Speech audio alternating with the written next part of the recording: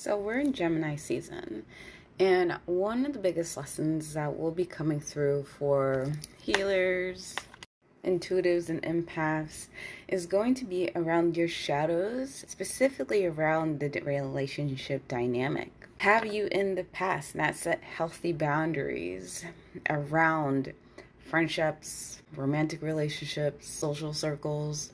Really, this essence of Gemini for us is really about discovering who you are in these relationship dynamics.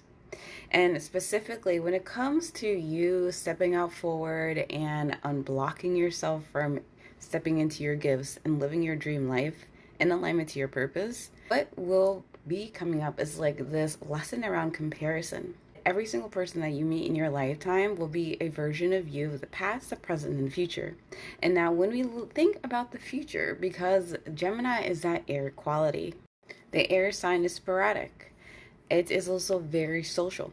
And so, you're going to need to really ground yourself, really lean into a lot of self care practices because of that very mental energy. When you think about the future version of ourselves that we look at and then get inspiration, comparison is a thief of joy. You will look at that future version of yourself that you aspire to step into, which you are, and then you will want to play small.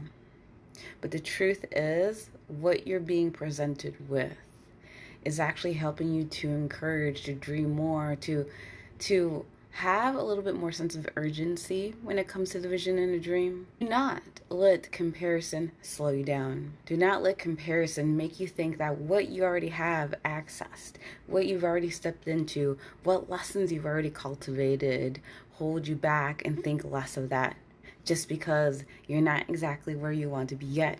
But the thing is, you can feel it, you can see it in your third eye, you can dream it, it exists.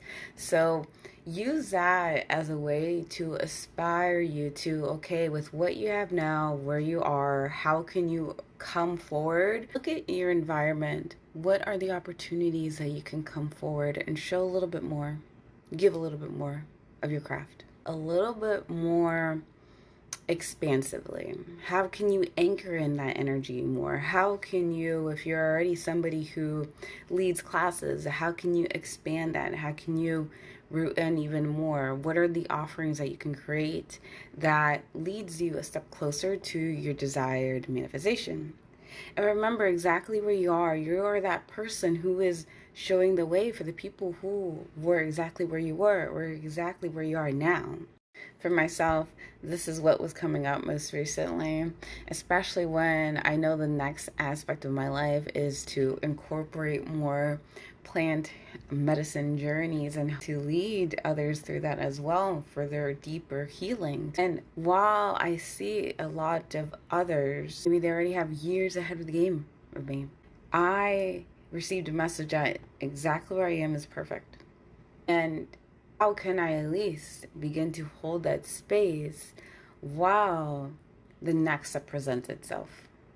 And the thing is, you have to be willing to honor yourself, humble yourself, and encourage yourself to move forward. Stay focused this month. It is very important to realize some things are going to require more effort. So look at the things in your life where you're being asked to show up a little bit more. Follow me for more spirit-guided energy messages so you can stay in alignment to your soul's purpose, manifesting your dream life and unblocking yourself from stepping into your soul's gifts.